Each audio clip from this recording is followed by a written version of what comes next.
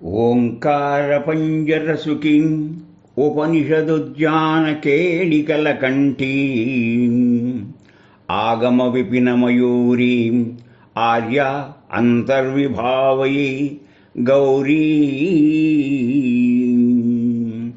అరుణాం కరుణాతరంగదాక్షీం ధృతపాశాంకుశపుష్పబాణజావాం అణిమాదివిరావతం మయోగైః అహమిచ్చేవ విభావయే భవానీ యా కుందీందుతుషారహారధవళ యా శుభ్రవస్త్రాన్విత యా వీణావరదండమండితకర యా శ్వేతపద్మాసనా యా బ్రహ్మాచ్యుతశంకర ప్రభృతిర్దేవ్యై సదా పూజిత सा मां पातु सरस्वती भगवती निशेष जाजापहम्. ఆశ్వీజ శుద్ధ పాడ్యమి నుంచి మనం దసరా వేడుకలు జరుపుకుంటున్నాం. ఈ దసరానే దశ పాపహర దుర్దశహర దసరా.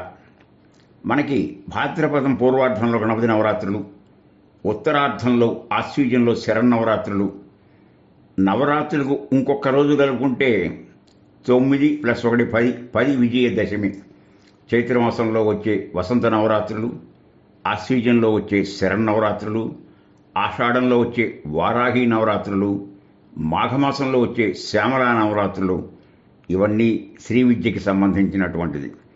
ఈ 9 రోజుల్లో మనం నిశితంగా పరిశీలిస్తే బాలా త్రిపుర సుందరిగా ఆవిర్భవించి గాయత్రీ మంత్రరాజముగా విరసిల్లి అన్నపూర్ణగా జ్ఞానభక్షను ఒసగి మహాలక్ష్మిగా నీరాజనములు అందుకొని సరస్వతి జ్ఞానదాయినిగా భాసిస్తూ లలితిగా చీతగ్నికుండ సంభూతగా దుర్గగా దుష్టశక్తుల్ని దునుమాడి మహిషాసురమర్దనిగా అసురీ శక్తులను ఇచ్చేసి ఆఖరిలో శాంతియుతంగా రాజరాజేశ్వరిగా భావించినటువంటి ఆ అమ్మలగన్నయ్య అమ్మ ముగ్గురమ్మల మూలపుడు స్తంభ, చాలా పెద్దమ్మ కనుక ఎంత చెప్పినా ఆవిడ గురించి తక్కువే. కనుక ఆవిడ మనకున్నటువంటి ఇచ్ఛాశక్తి, జ్ఞానశక్తి, క్రియాశక్తికి మూలశక్తి అయిన చిచ్చక్తి.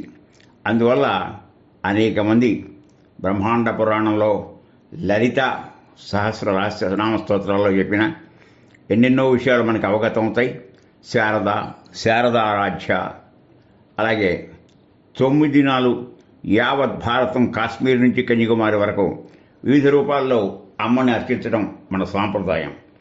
ముఖ్యంగా ఎక్కువగా లలితోపాసకులు లలితని, అలాగే ఏ రోజుకు ఆ రోజు ఆ యొక్క తల్లి యొక్క కవచాలు, పూజా విధానం, అష్టోత్తర శతనామావళి, శక్తి కొద్దీ అనేక రకాల జపాలు చేస్తూ ఉంటారు. ముఖ్యంగా మనం గమనించాల్సింది ఈ యొక్క రహస్యనామ స్తోత్రం లలిత 182.5 శ్లోకాలు. దాన్ని కనుక ద్విగుణీకృతం చేస్తే 365. రోజుకు ఒక్క పాదం చదువుకున్న సంవత్సరం పొడుగుతో పారాయణ అయినంత ఫలితం కనబడుతుంది మనకి.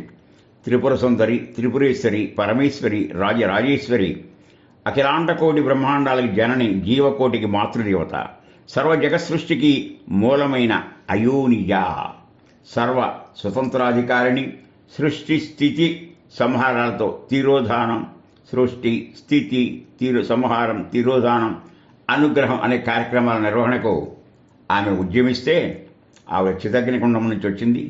లలిత అద్వితీయ సౌందర్య రాశి, వివిధాభరణ విరాజిత. ఆ రోజు అవతార రోజున మరిన్ని విశేషాలు చెప్పుకుంటాం. కనుక మన జీవితాన్ని సఫలీకృతి కావాలంటే జీవన సాఫల్యం కాదు ప్రతి వాళ్ళు కోరుకోవాల్సింది, జీవిత సాఫల్యం. ఎక్కడి నుంచి వచ్చాం, ఎందుకు వచ్చాం, ఏం చేస్తున్నాం, ఏం చెయ్యాలి, ఏ రకంగా మన్ని మనం ఉద్ధరించుకోవాలి, మన్ని మనం ప్రక్షాళన చేసుకోవాలనేటువంటి కార్యక్రమానికి పెద్దపీట వేస్తే మనకి అదృష్టం. ఎందుకంటే చాలాసార్లు చెప్పే ఉన్నాను, మళ్ళీ చెప్తున్నాను, ఈ యొక్క భారత భూమి ఉందే ఇది జ్ఞాన భూమి, యోగ భూమి. అందువల్ల ఇక్కడ చేసే ప్రతి కార్యక్రమం 365 రోజులు ఏవో రకాల విశేషాలు ఉంటూనే ఉంటాయి. కనుక ఆధ్యాత్మిక వ్యవసాయానికి కూడా పెద్ద బీటి వేసేది దక్షిణాయనం. దీని యొక్క ఫలసాయం వచ్చేది మనకి ఉత్తరాయణంలో.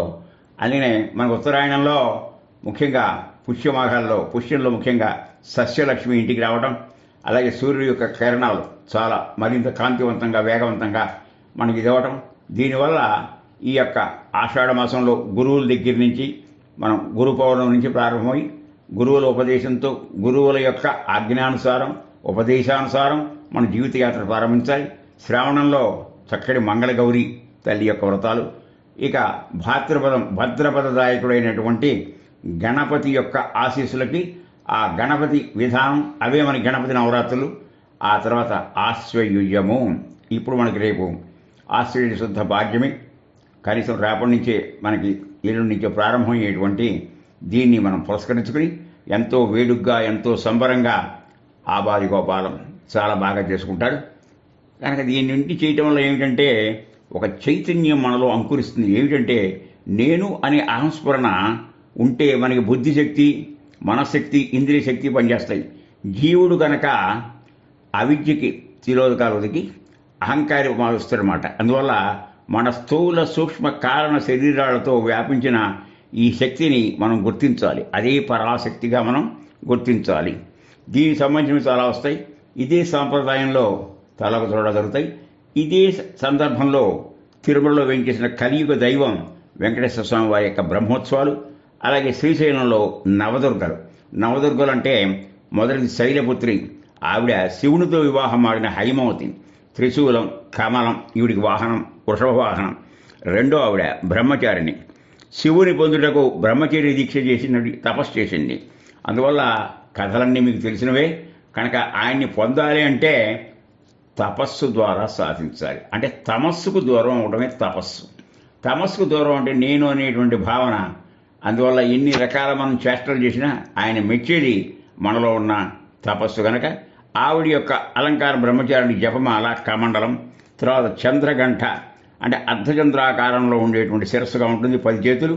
ఆవిడ ఖడ్గం, త్రిశూలం, గద, ధనస్సు, బాణం, కమలం, కమండలం, సింహవాహనం. ఇకపోతే 4 ఆవిడ కూష్మాండ అంటే మన గుమ్మడికాయ రూపంలో. కూష్మాండ అంటే గుమ్మడికాయ, చిరునవ్వు చిందే మోమం.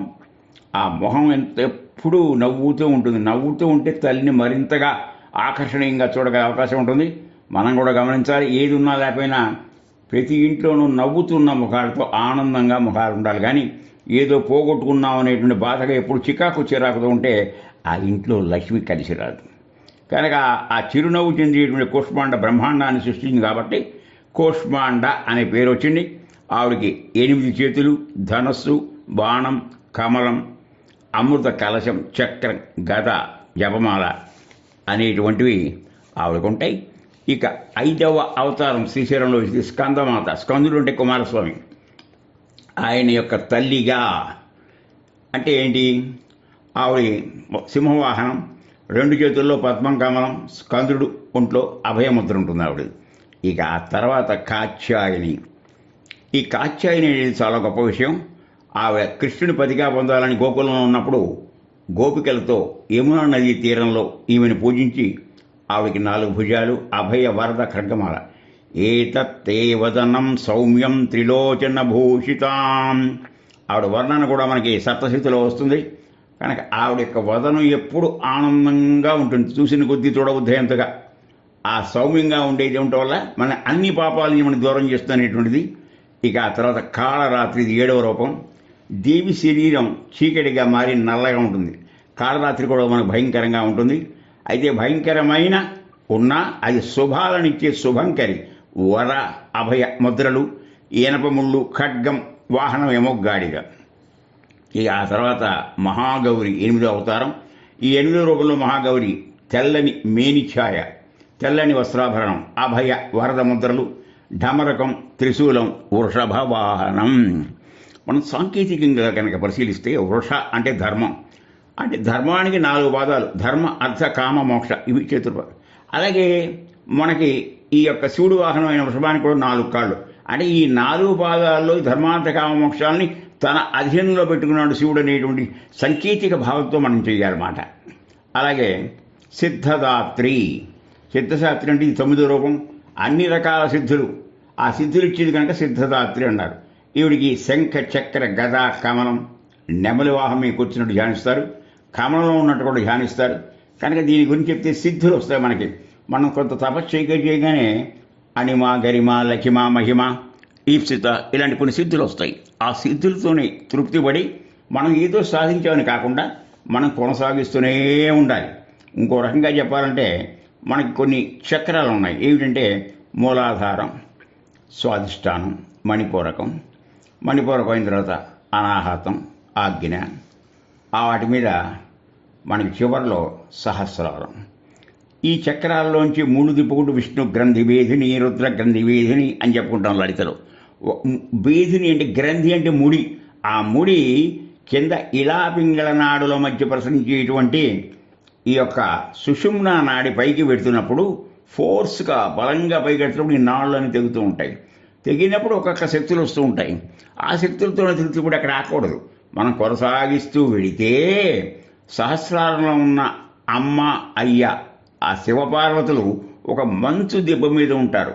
వేగవంతంగా వెళ్ళేటువంటి ఈ యొక్క కాంతి ఏ సుషుమ్నా నాడి ఎలా పింగళ నాడల మధ్య నుంచి పెడుతుందో ఆ యొక్క చలివేంద్ర దిమ్మ, ఐసు దెబ్బ అనుకోండి, అది దానికి తగిలి ఒక్కసారిగా బిందువులు, అమృత బిందువులాగా 72,000 నాడుల్ని తడిపేస్తాయి. దాన్ని తటిల్లత అంటారు. కనుక తటిల్లత సచక్రోపరి సంస్థిత అంటే ఈ భావం మనం చదవంగానే మన మనసులో స్ఫురీకరించాలి. ఇది మనకి స్ఫురణకి రావాలంటే దానికి మనం కాదు కారణం, ఆయనే ప్రేరణ, ఆయనే స్మరణ. ఎలా వస్తుందంటే నిత్యం ఆయన స్మరణ. ఈ విషయాలను మనం బాగా అర్థం చేసుకుంటూ ఊరికే భాషా పాఠ్యంగానే కాకుండా మనం ఈ యొక్క భగవతి ఆరాధనలో ఈ యొక్క దశరాత్రుల్ని చక్కగా చేసుకుని ఇది అయిపోతే మనకి ఆ తర్వాత కార్తీక మాసంలో మళ్ళీ అయ్యవారు శివుని యొక్క అభిషేకాలు, శివ సంబంధమైన మహాశివరాత్రులు, శివ పూజలు ఇవి జరుగుతాయి. అది అయిన తర్వాత మార్గశిర మాసం, మార్గానికి శిరం, మన దారికి తలలాంటిది ఏమిటయ్యా అంటే ధనుర్మాసము. ఇలా అన్ని మాసాలు చేసుకుంటూ వెళితే చెప్పినట్టుగా పుష్యంలో ఇందాకలాగా సస్యలక్ష్మి, మాఘంలో అరుణోపాసన, సూర్యునోపాసన, ఇలా నిత్యకృత్యం 365 రోజులు మనం ఒక భగవత్ చింతన, ఆ చింతనలో ఉండాలి.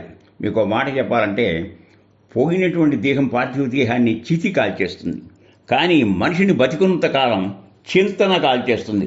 కనుక చింత నాస్తికిలా అన్నారు సదాశివ బ్రహ్మం. కనుక ఆ చింత ఎందుకు నీకు? నేనుండగా నీ చింత ఆలోచించు. అందువల్ల భగవదర్పణ బుద్ధితో భగవద్ ఆరాధనలో ముందుకు అడుగు వేస్తూ జీవితాన్ని ధన్యం చేసుకుంటూ పిల్లాపాపతో అన్ని కుటుంబాల వారు శ్రేయోదాయకమైన జీవితాన్ని గడపడానికి ఆ భగవతి ఆవిడ యొక్క అర్థవంతమైనటువంటి ఆశీస్సులు మనకిచ్చి మనకి కొండంత అండగా మనకుంటూ మన జీవితాన్ని సుమనస్కులకి చక్కగా సౌశీల్యంగా నడిపేటువంటి పరిస్థితి ఏర్పడుతుందని చెప్పి ఆశిస్తూ ఈ చిన్న విషయాన్ని మీకు సమర్పిస్తున్నాను. హరి ఓం. సహనాభవతు సహనౌ భునత్తు సహ వీర్యంకరవావహై తేజస్వినావధీతమస్తు మా విద్విషావహై. ఓం శాంతి శాంతి శాంతి. హరి ఓం.